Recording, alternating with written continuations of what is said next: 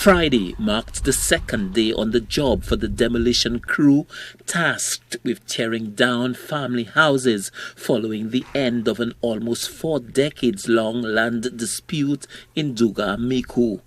There were flare-ups at times, but the police were present to ensure that things were kept relatively under control. The displaced families of Dugard looked on in hopelessness and rage as the men went to work destroying what took years to build and represents a lifetime of investment for the families. The children, now rendered homeless, seemed at pains to understand the dismantling of their homes. Barbara Doxey, whose house was down to be demolished on Friday, said notices were served on the 2nd of May. She says her family had occupied the land for about 100 years. Their inability to afford a lawyer, she says, turned the tide against them.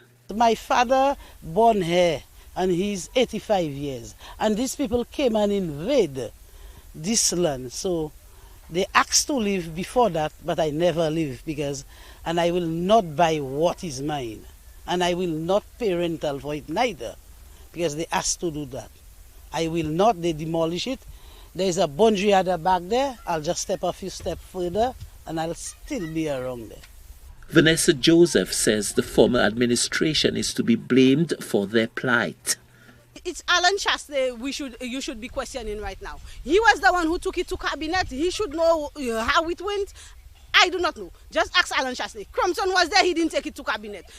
King was there, he didn't take it to cabinet. Kenny was there, no cabinet. As 5 years under Alan Chasley and it's into cabinet. So ask Alan Chasley questions. We cannot answer questions. We don't know what's going on. How could a government be responsible for carrying out a court order was not immediately clear.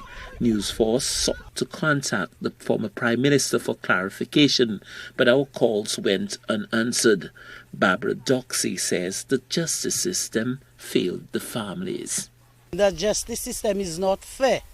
It is not fair.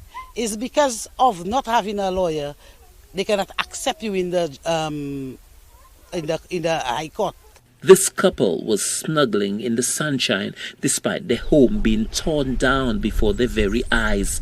Their reaction a sign of resignation perhaps, as day 2 of the demolition task saw the more challenging concrete structures being taken apart.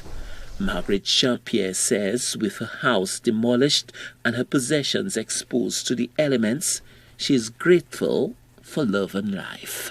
Well, I still have it because I'm still alive. I still have breath, so life goes on.